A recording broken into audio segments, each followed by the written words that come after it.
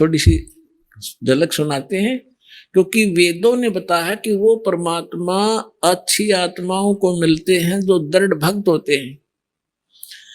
मलुक दास नाम के अच्छी आत्मा थे, किसान थे, खत्री अरोड़ा जाति से थे,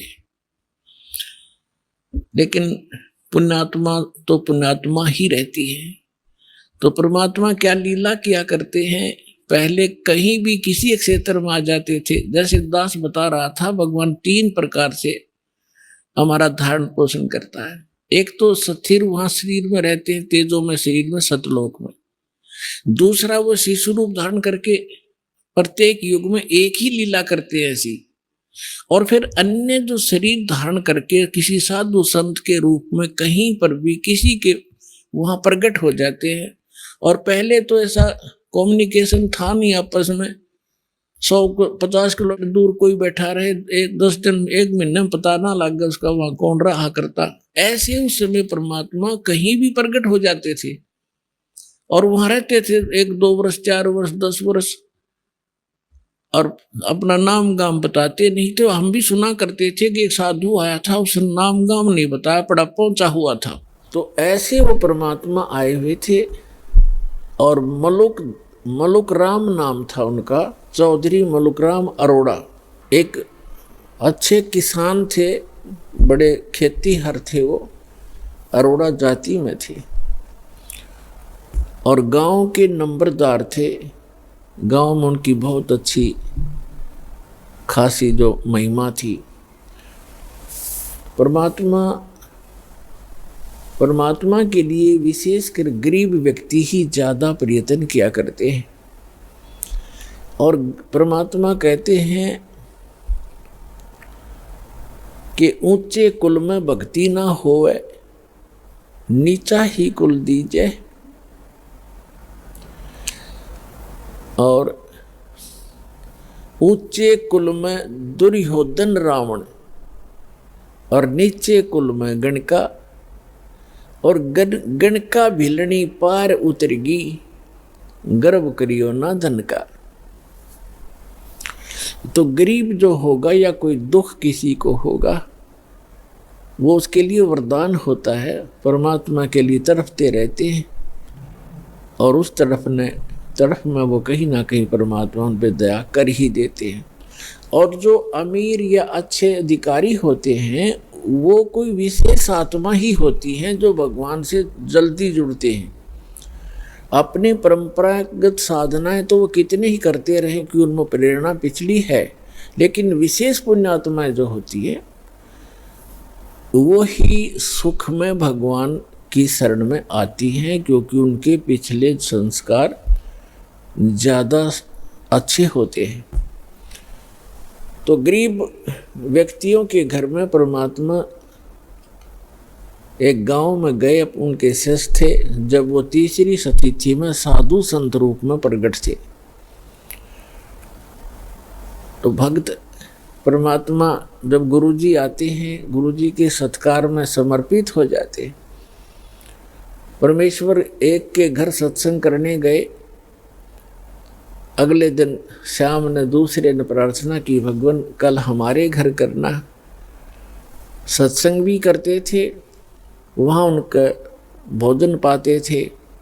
तो सब ने चेष्टा हुई, सबके अंदर प्रेरणा बनी कि हमारे घर भी गुरु जी आएं, हम भी सेवा करें अपने गुरुदेव की। ऐसे करते इस प्रकार परमात्मा ने पहले दिन एक के घर सत्संग किया, वहाँ भोजन प्राप्त किया। अगले दिन दूसरे के, तीसरे दिन तीसरे के। तो भक्त जब गुरुजी जाते हैं तो अच्छा भोजन बनाते हैं, अच्छा हलवा देसी घी का लगावें, वो डालें, उसके अंदर पानी महक जा पड़ोसियों तक। तो एक और परमात्मा के इस यथार्थ ज्ञान का विरोध शुरू से ही रहा है।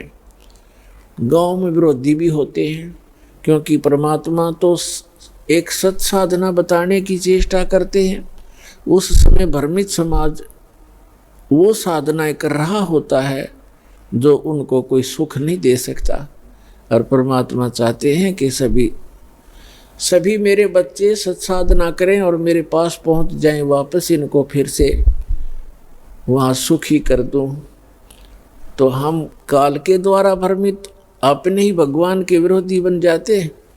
कुछ एक पड़ोसियों ने जाकर के उस नंबरदार मुल्क राम चौधरी अरोड़ा जी से कहा, जी गांव में एक ठग आया हुआ है और गरीब व्यक्तियों को लूट रहा है, अच्छे माल खाता है, बढ़िया हलवा बनाते हैं, खीर बनाते हैं और चलते समय पूजा लेकर जाता है और ये करेगा बिगाड़। वहाँ रात को सत्संग करते हैं, बहन बेटियां भी जाती हैं और कोई गड़बड़ होगी गांव में, अब देख लो, संभल जाओ, उसको निकाल दो यहाँ से। अब पुण्यात्मा होते हैं,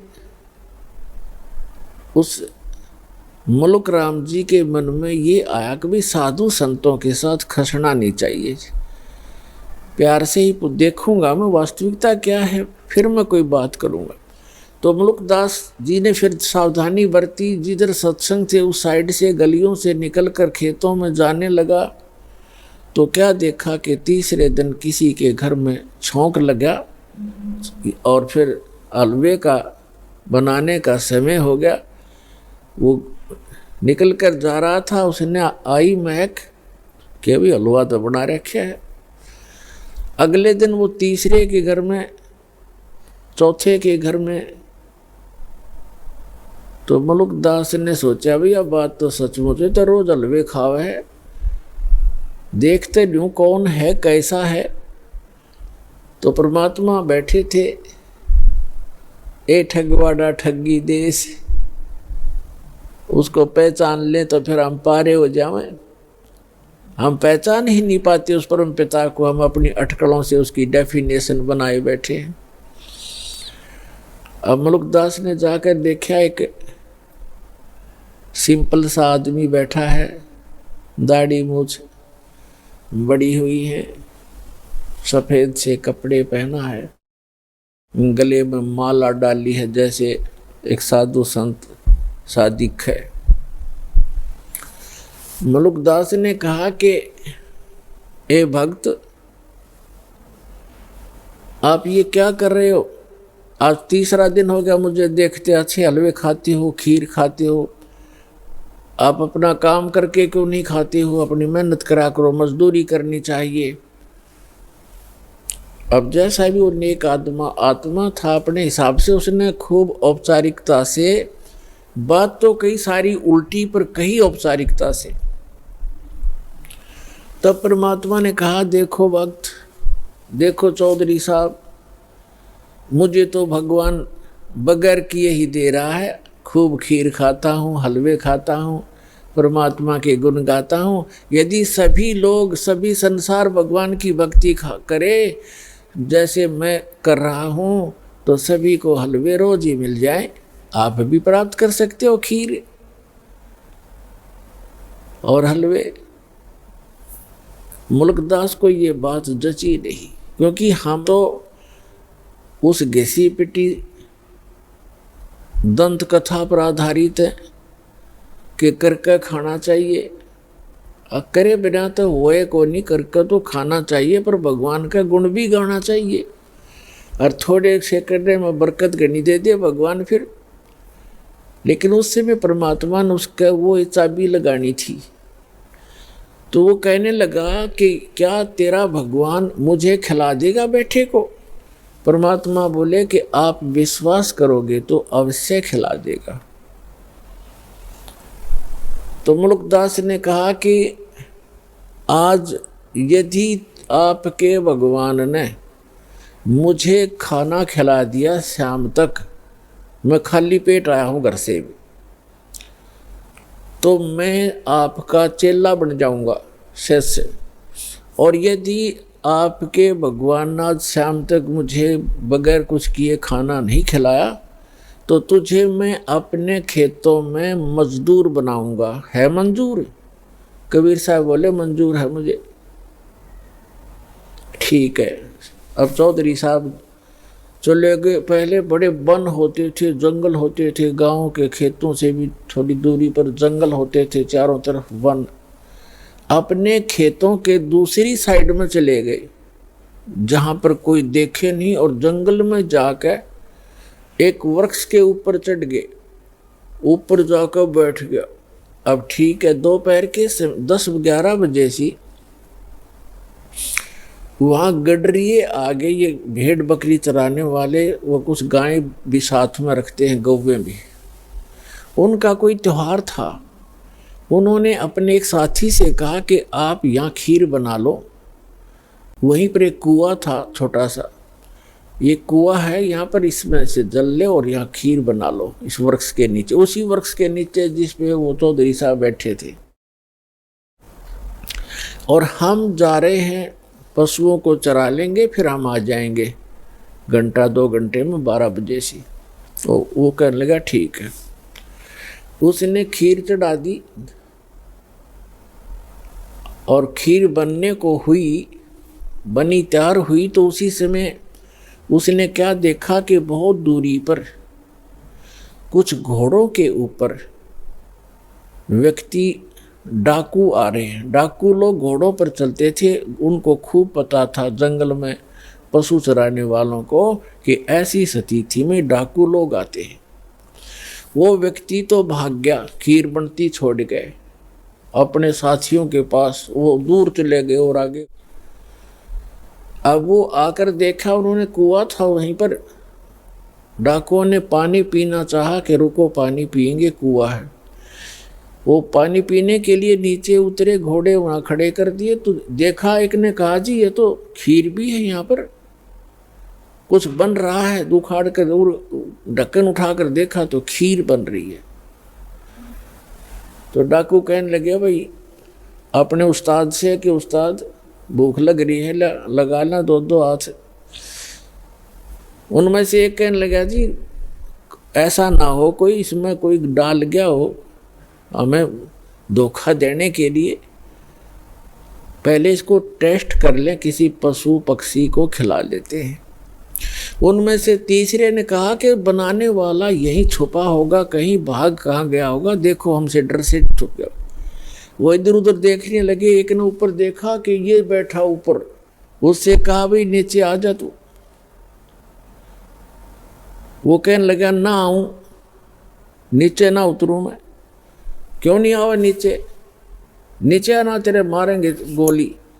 5 सेकंड में नीचे आ लिया। नीचे आ तो कहन उसके और ढक्कन के ऊपर खीर डाल दी अच्छी खूब, और कहा इसको खा। वो नौका कती नहीं खाऊं। अब मुल्कदास खावे नहीं, मना करे कि मेरी तो बात बिगड़ेगी आज। वो इसलिए नहीं खावा कि मैं झूठा पड़ूंगा और चेला बनना पड़ेगा। तो उनको पक्का यकीन हो गया डाकुओं के कि इसने जरूर कुछ ना कुछ मिला रखा है, इसलिए नहीं खाता। उसका 2 मारे दड़ाक, आछी मारी लात, अखा बैठ के उसने फटाफट किलो पक्की खा गया। भूख तो लगी रही थी, और खाने के बाद उसको काट बैठ आध घंटे, अगर मरेगा तो मर लेगा। यूं आध पौन घंटा इंतज़ार करके उसको कुछ नहीं हुआ। फिर उसने साची बताई जी ऐसे ऐसे बात है, मैं तो इसलिए मना करूं था, मेरी एक शर्त लाग रही थी। तो बोले भाग जा, जाता रहे तो यहाँ से। वो चला गया। अब वो भाग लिया। अब उसने जिस समय वो कहा कि हम डाकू हैं, या तो खा लेना तेरा बकल तार देंगे, तो उसको ये पता लगा तो डाकू हैं। तो अंदर से प्रार्थना की है गुरुजी मुझे बचा ले, मेरी जीवन रक्षा कर दे, मैं आपका चेला बनूंगा। एक तो जान बचाई और खीर खिलाई। अब वो सीधा पहुंचा गुरुदेव के पास, परमेश्वर के पास। वो तो जानी जान थे, सारी लीला वही करते हैं। 100 छलछीदर मैं करूं अपने जन के काज। अब जो ही मुल्कदास चौधरी आया, परमात्मा बैठे आसन पर नीचे लगा रखा। परमात्मा ने पूछा, क्यों चौधरी साहब, भगवान ने करी कुछ सेवा तेरी? ने बोला, जी तेरा भगवान तो मर मर खीर खिलावा है, आपका परमात्मा तो मर मर खीर खिलाता है। और मेरी जान बचा दी दाता आपने, ना उनका केज लगे, 1 मिनट में कर दो काम मेरा। आपको मैंने याद किया, सारी कथा बताई। परमात्मा बोले, बेटा यह भी आपके ऊपर एक रहम किया है परमेश्वर ने, कि जिस कारण से आपको एक अनमोल रतन और मिलेगा। खीर तो खिलाई सो खिलाई, ये धन मिल गया। फिर उसको, क्योंकि विश्वास जल्दी नहीं होता, अब तो परमात्मा ने ऐसा ज्ञान दे दिया बच्चों, बालक बालक भी समझ सकते हैं, कबीर इज गॉड, ऐसे प्रमाण दास आपको दे देगा। तो इस समय के लिए वो प्रमाण बनाने थे परमात्मा ने, उन बच्चों को अपने को शरण में भी लेना था, उनका भी जन्म मरण का दीर्घ रोग मिटाना था। तो मुल्कदास जी को सचखंड लेकर गए, फिर उनको वापस छोड़ा। उसके बाद मुल्कदास जी कहते हैं,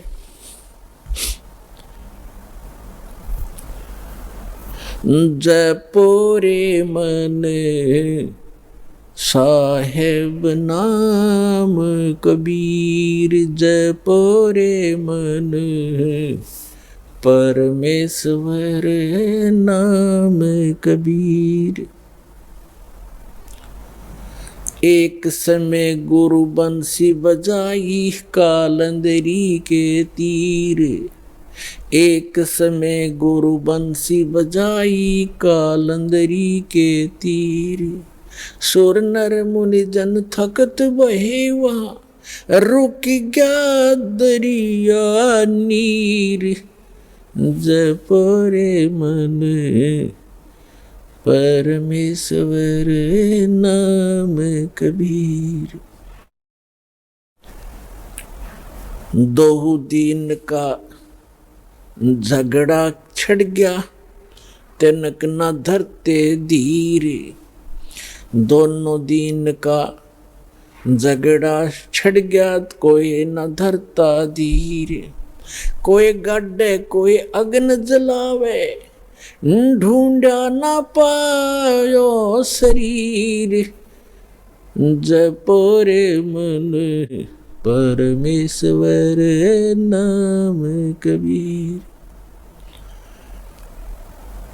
अमरलोक से सतगुरु आए, काटन यमक जंजीर। अमरलोक से सतगुरु आए, काटन काल की जंजीर। दास मलूक सलूक कहत है, खोजो खसम कबीर। जपो रे मन परमेश्वर नाम कबीर। जपो रे मन साहेब नाम कबीर। अब मुल्कदास जी फिर ये कहते हैं कि जपो रे मन, उस परमेश्वर नाम कबीर का नाम जपो, उस परमात्मा ने जो मंत्र दिया उसका जाप करो। एक समय गुरु बंसी बजाई कालंदरी के तीर। कालंदरी कहते हैं यमुना को।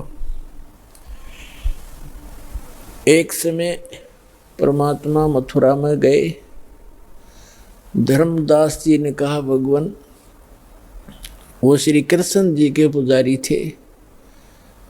धर्मदास जी ने कहा, भगवान श्री कृष्ण भगवान थे, यहाँ गव्वें चराया करते थे और ऐसे ऐसे बहुत सी, और जमुना के अंदर नहाया करते थे। वो ऐसी बंसुरी बजाते थे, गव्वे भी खींची आ जाती थी, ग्वाल बाल भी उसको उनके मुख की तरफ देखते रह जाते थे। तो परमात्मा ने कहा, ठीक है बच्चा, क्या बंसुरी बजाने से और गव्वे और ग्वाल बालों के खींचे आने से ही भगवान सिद्ध होता है? नहीं नहीं, वो तो भगवान थे, वो तो भगवान थे, लाला जी था ना। अब परमात्मा ने सोचा भी इस भोले भगत को कैसे समझाऊं, कौन से तरीके अपनाऊं, क्योंकि प्रमाण बिना जीव बहुत देर से मानता है। तो परमात्मा ने कहा भी, वो जमुना कहा कि जी इधर थोड़ी सी दूरी पर है, वहां चलते हैं। अब परमात्मा ने ऐसे हाथ किया, एक बंसुरी आ गई अपने आप, ये बंसुरी बजाते हैं, और परमात्मा ने जब सुर भरा बंसुरी का, पूरे ब्रह्मांडों में गूंज गई। ऊपर से देवता लोग आकर भी चारों तरफ आकाश में सामने सुनने के लिए अपने अपने वाहनों पर खड़े हो गए। धर्मदास जी देखने लगे कि स्वप्न है या क्या है। फिर क्या देखते हैं कि जमुना नदी का जो जल बह रहा था प्रवाह, वो भी रुक गया उस मालिक की, उस बंसुरी की धुन सुनने के लिए। धर्मदास हक्का बक्का रह गया और चरणों में गिर गया। तो पुण्यात्मा मुल्कदास जी उस चीज का वर्णन करते हैं। एक समय गुरु बंसी बजाई कालंदरी के तीरे, सुर नर मुनि जन थकत बहे वो, रुक गया दरिया नीर, जपरे मन समरथ नाम कबीर। बताते हैं कि दोनों दिन का झगड़ा छिड़ गया और तनिक न धरते धीर, कोई गाड्डे कोई अगन जलावे, और ढूंढा ना पाया शरीर। परमात्मा सह शरीर आए थे, तो आपको बहुत बार दास ने प्रकरण सुनाए हैं, बताए हैं। अब वो गए कैसे थे यहाँ से? सह शरीर आते हैं, सह शरीर जाते हैं।